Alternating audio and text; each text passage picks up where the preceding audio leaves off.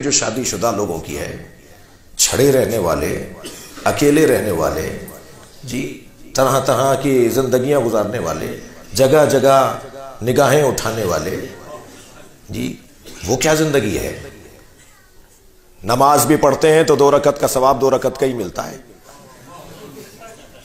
जी। ये कौन सी नमाज हुई भाई।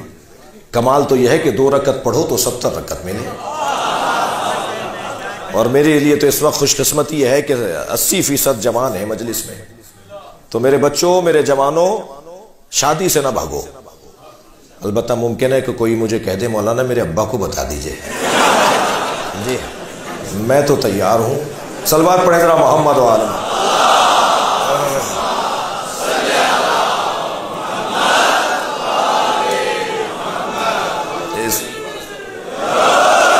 बुलंदतर सलवात पढ़ेंगे।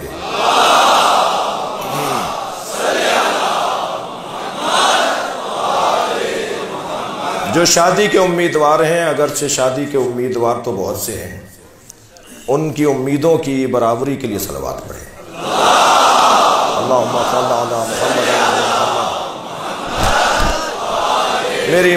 मेरी मुराद जवानों से है।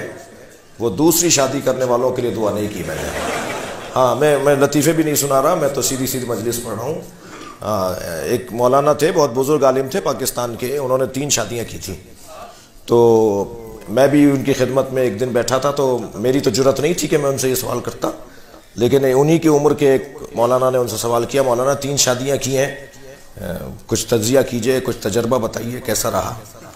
कहने लगे भाई 1 से ज़्यादा शादियाँ 3 लोग करते हैं, या अम्बिया और आइम्मा करते हैं, इसलिए कि मासूम है, अदल करेंगे, किसी से ना इंसाफ़ी नहीं होगी। या बादशाह करते हैं जिनके पास पैसा बहुत है, सबको अलहदा-अलहदा घर लेके दे देते हैं, सबको अलहदा-अलहदा सवारियाँ ले देते हैं, बेगम साहिबात खुश रहती हैं। और या पागल करते हैं, और हम तीसरे कबीले से हैं।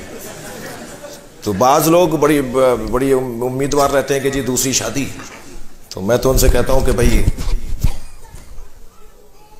दिल के बहलाने को गालिब ये ख्याल अच्छा है, वरना तो जुर्रत है तो कहीं और जाके बताओ, ये बहुत मुश्किल है। तो जवानों के लिए मैं कर रहा हूं कि शादी के बगैर नहीं रहो।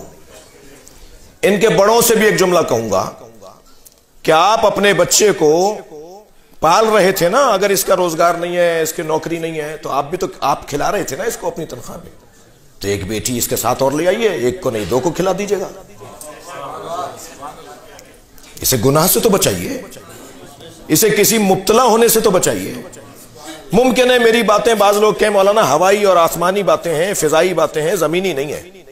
तो भाई हम जब चाहते हैं जमीन बना देते हैं, जब चाहते हैं आसमान बना देते हैं। फरिश्तों ने आके हालात खराब नहीं किए हैं जो वो आके सही करेंगे। हमने ही हालात को तब्दील किया है, हम ही सही करेंगे। लिहाजा असल जिंदगी की तरफ जाओ। उस जिंदगी का क्या लुत्फ के जिसके अंदर तनाव खिंचाव हो और रातों की नींदें ना हो, और इंसान के दिमाग में तशवीश हो और उलझने ही उलझने हो। असल जिंदगी शादी वाली जिंदगी है। मेरे मौला अली फरमाते हैं आधा दीन महफूज हो जाता है उनका जो शादीशुदा होते हैं, आधा दीन तकवा से महफूज होगा। यह है असली जिंदगी ज़ौजा। इसका मकाम कुछ कम नहीं है।